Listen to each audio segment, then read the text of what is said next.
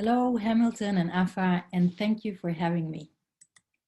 I'm coming to you today from Rochester, New York, and I'm very excited to take you back to the Shtetl and explore the prospects of Hebrew wood type.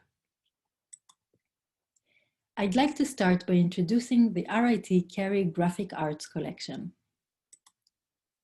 The Carey is one of the world's premier libraries on graphic communication history and practices. Our growing library holds over 45,000 volumes and over 130 archival collections. We also have a technology collection that focuses on preserving the heritage of letterpress printing. In our press room, we maintain working printing presses, some of which are of great historical importance. For example, the one that you see here was previously owned by William Morris and Frederick Gowdy. Our historic collection is very much alive. It is being preserved through its active use in a wide range of educational activities like classes and workshops, special events, and visits from scholars and artists in residence. Our typeface collection includes thousands of metal and wood fonts, the majority of which are American-made, and up until 2014, all of which were exclusively of Latin characters. In an effort to expand the collection coverage of global scripts, the Carey acquired an important collection of some 40 fonts of Hebrew wood type. The collection was acquired from the artist and collector Richard Rockford. Rockford is a found materials artist who owns and operates his antique shop in Clarence, New York. He creates his art using only old and used materials and objects like furniture and paper, and also materials related to the printing industry. Rockford has first brought drawers of Hebrew wood type in the early 70s from Walter Bick in New York, who bought them from the Jewish Daily Forward. Rockford continued adding to the collection over the next 30 years, buying more type from Nathan Silver and others. The provenance of this collection is significant. It was used to print the Jewish Daily Forward, a newspaper published in New York City in the Yiddish language. The Vorwärts, as it was called in Yiddish, was founded in 1897 by the Jewish Socialist Press Federation. It was intended as a civic aid and a cohesive device for Jewish immigrants from Europe. It quickly became the leading Yiddish newspaper in the US. And this is the front page of the first issue from April 22nd, 1897. The Forward gained great popularity, paralleling the rapid growth of the Yiddish-speaking population. It was a time when the Jews living in Eastern Europe under the Russian Tsar were brutally attacked by their non-Jewish neighbors and imperial officials. They suffered oppressive laws that barred them from almost all means of providing for themselves and were physically segregated. A vast number of these Yiddish-speaking Jews managed to leave a centuries-old legacy behind and flee to the US. The Forward became the voice of the Jewish immigrant communities and a symbol of American socialism. It assumed the role of an Americanizing agent, instructing its readers on social, economic, political, and cultural aspects of life in the US. At the height of its influence during World War I, it had a daily circulation of more than 200,000 issues. The person who is credited with the Forward's rise to the forefront of Yiddish journalism is Abraham Kahan. He was born in 1860 in Belarus, and as a teenager he associated himself with the growing radical revolutionary movement in Russia. At age 21, after the Russian police searched his room for radical publications, he immigrated to New York City, where he lived until his death in 1951. He was a journalist, a novelist, a reformer, and one of the founders of the Forward. In 1903, He became editor-in-chief and ran the newspaper full-time for more than 40 years. Since 1906, he also started running a personal advice column called a Bintelbrief, meaning a bundle of letters in English. The readers ask for advice on various facets of their new life. In many cases, Kahan replied himself, as he saw it as a mission to create a bridge between the old world of Eastern Europe and the new world of the United States. The advice column assisted newcomers to assimilate themselves, and it became a prominent part of their lives. In later years, a Bintelbrief became the subject of various books and essays, as well as a graphic novel and a Yiddish play. It is also regarded as the prototype of the Dear Abby advice column that started in 1956. Here is the beginning of the first test of typesetting our 4-line Hebrew font and comparing it with some printing samples. Here is a mirror image of the composing stick so we can read a Bintelbrief in the right way. Perhaps a testament of the assimilation process that the Jewish communities underwent could be seen in the many Yiddish words that made their way into the American English spoken today. I mean, I'm giving you my spiel now, and I really hope there will be no glitches. By the late 20th century, the Forward's readership declined. In 2019, the last issue appeared in print, and ever since, the Forward has been only available online.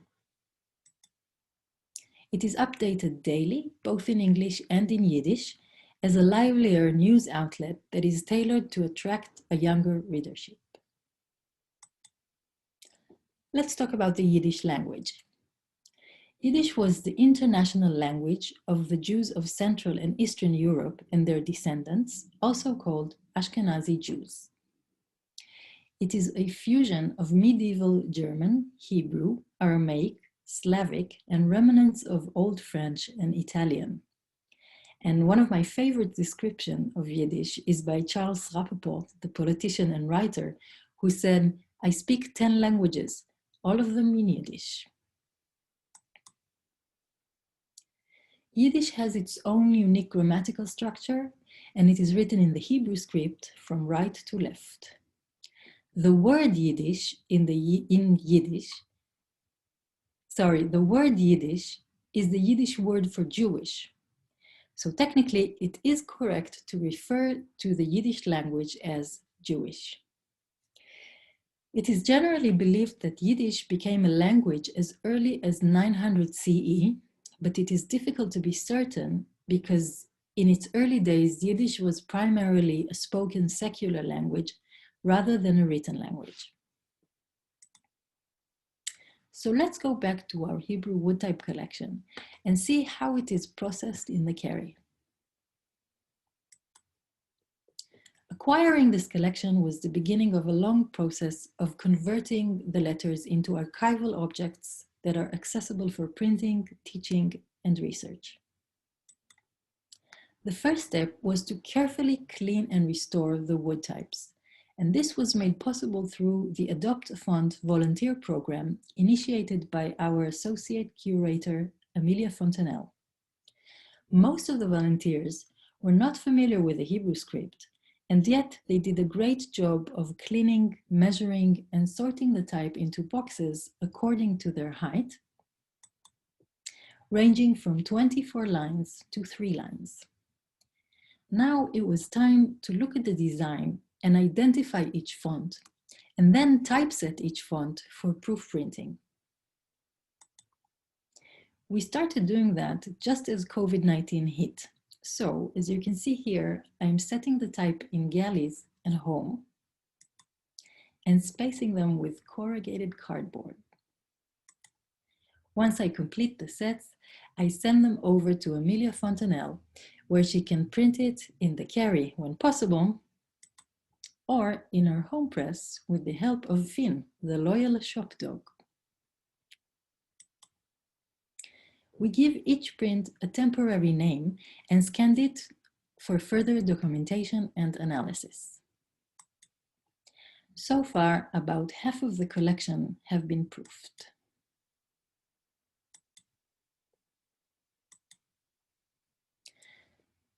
The first step of cleaning the type and sorting it is completed. We are halfway through the second step of print proofing. The third step is cataloging the collection.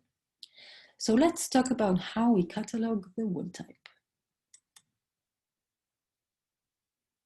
In 1991, there was a need for a descriptive catalog of the existing wood type in the Carey collection. David P. Wall, a postgraduate RIT student, took this project upon himself as his master thesis. In the spirit of Rob Roy Kelly, the goal of his project was to render the collection accessible to students and scholars. For more than a year, he sorted, identified, cataloged, and printed about 286 fonts. His work was so successful that his method is being used in the Carey until today. In 2010, his thesis was printed as a book under the title A Specimen Portfolio of Wood Type in the Carey Collection. The classification system he devised was based on the structure of the letter form themselves and was tailored to the wood types that were at hand in 1991. It has 4 levels of hierarchies. The first is the typographic class, for example, serif. The second and third are the typographic subclass and group, for example, Tuscan subclass and Clarendon group. And finally, the font level, in which the individual fonts are numbered sequentially in the order that they were acquired. At this level, additional information is stated, like the size and description of the font and the manufacturer name and date.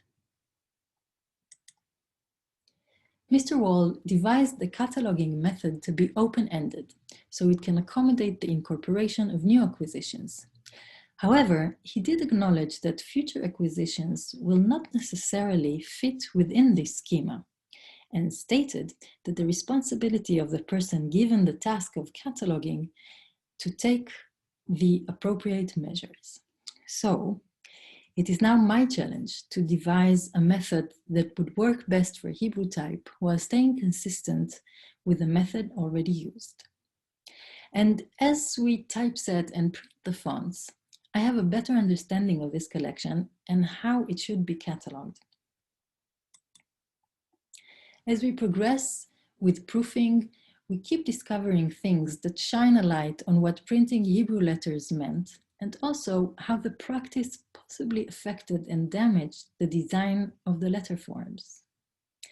For us to better understand this, I'd like to briefly describe the development of the Hebrew script and type. The modern Hebrew letter developed from the Aramaic or Assyrian alphabet around 560 BCE.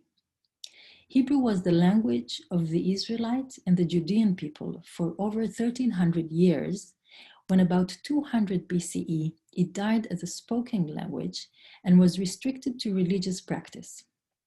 It was only reintroduced as a spoken language around the 1880s. For this long period of time, Hebrew was only read and copied.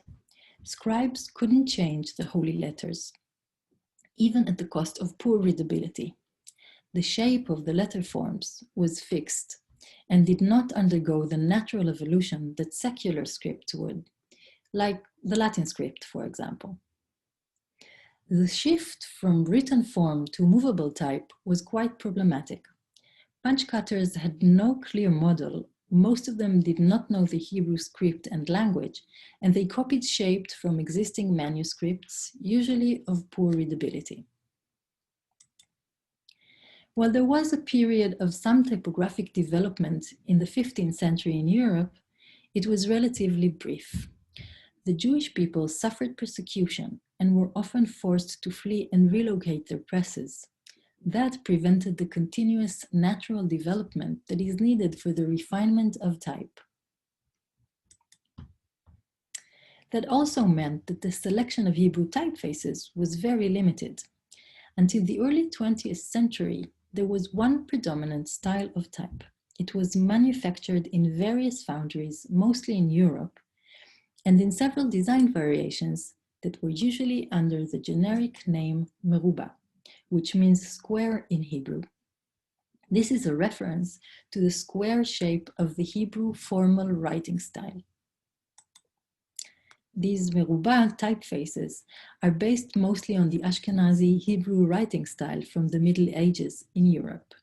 It was written with a quill that created interrupted strokes and had a high contrast between the thick horizontals and the thin verticals. It is a decorative style, and it was influenced by the Latin Gothic calligraphy. The Hebrew typefaces in our collection are all in the Meruba style. Let's take a look at some of the discoveries we've made so far. The first one has to do with the fact that in Hebrew, there are several groups of letters that are very similar to one another. While this makes it harder to recognize and read them, it did allow the printers to come up with solutions for missing sorts. They could easily alter existing letters. For example, the letter Nun and the letter Gimel that we see here. Let's flip this image so we can see the letter forms in the correct way. This is the letter Nun. This is the letter Gimel. And this is a Nun made out of Gimel. In this style, the only thing that differentiates between the two letters is the small space between the vertical and the horizontal strokes. And this is just one example. This was also done to turn the chet into a hey, a daled into a reish, and so on.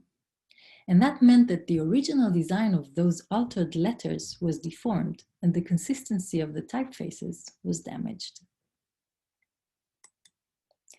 Another interesting typesetting solution has to do with the system of diacritical marks used to represent vowels in Hebrew, called nikud. The dot in the middle of the letter P is called dagesh. It marks the pronunciation of the letter as a P as opposed to the pronunciation as an F without it. But if you look closely, you can see that the two dots are very different from one another. The one on the right is engraved as part of the letter, but the one on the left is not. It is actually a nail that was hammered into the type. This appears to be a solution for all the letters that have this diacritic mark. Here is another example of the letter bet. It has the sound of the letter B with the dot and of the letter V without it. Notice how different the sizes, shapes, and positions of the nails are, and how this affects the structure of the counters and alters the negative spaces in the letters.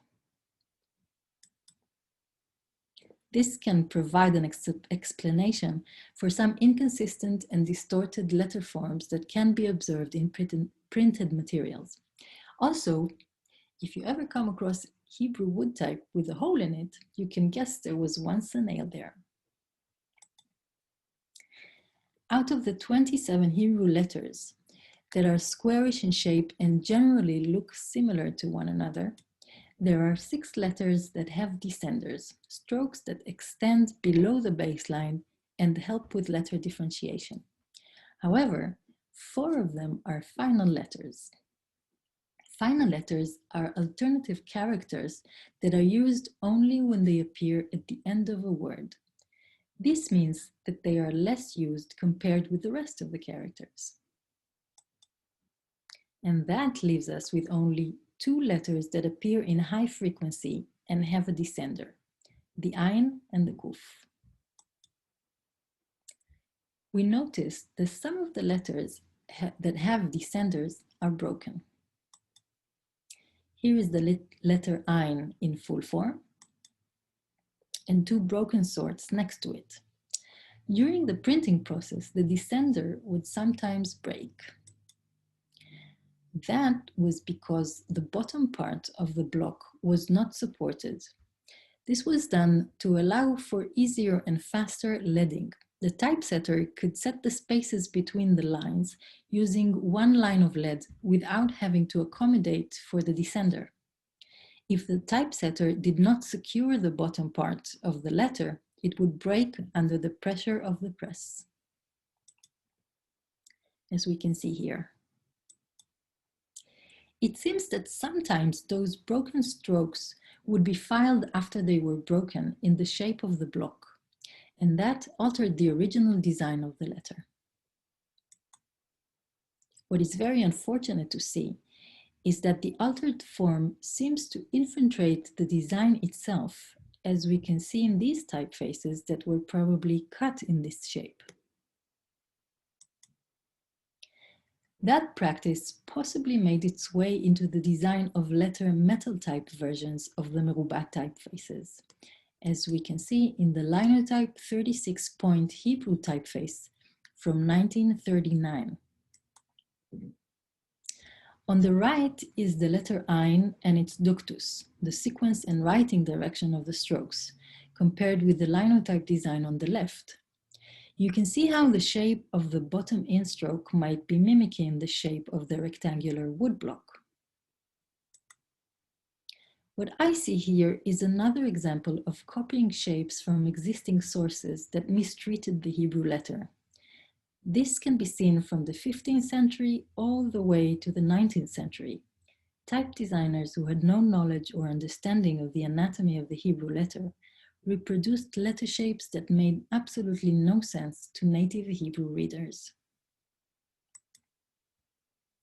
And I think I'm particularly troubled by this because I found a design solution that tackled this issue in a better way.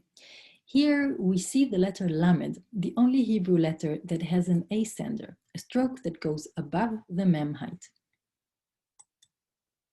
Similar to the issue we saw previously, the top stroke of the Lamed would break when it was not printed with care.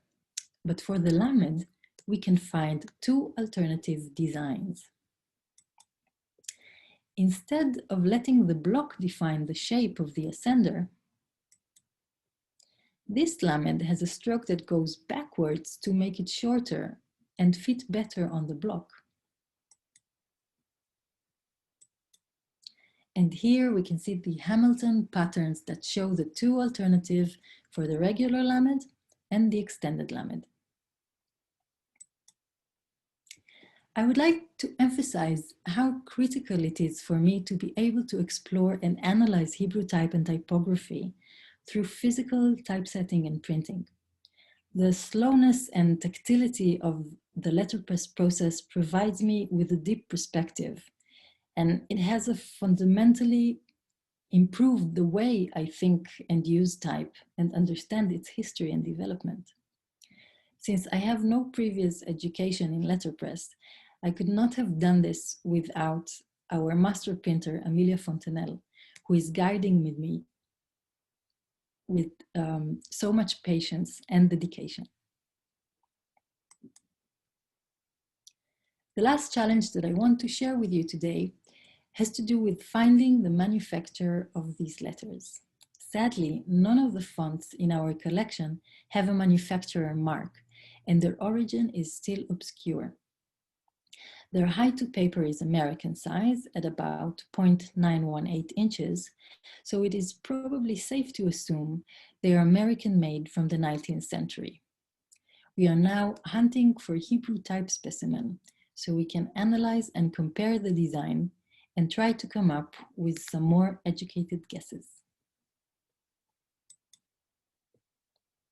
I'm happy to say that we have received a grant from the Rochester Area Community Foundation's Historic Preservation, Restoration and Literature Fund, and this helps us going forward with this project. Our next steps are as follows.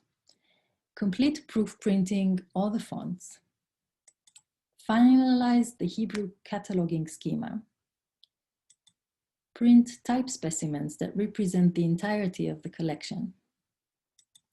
Scan and upload them to our digital archive, including all metadata, so they will be accessible to all.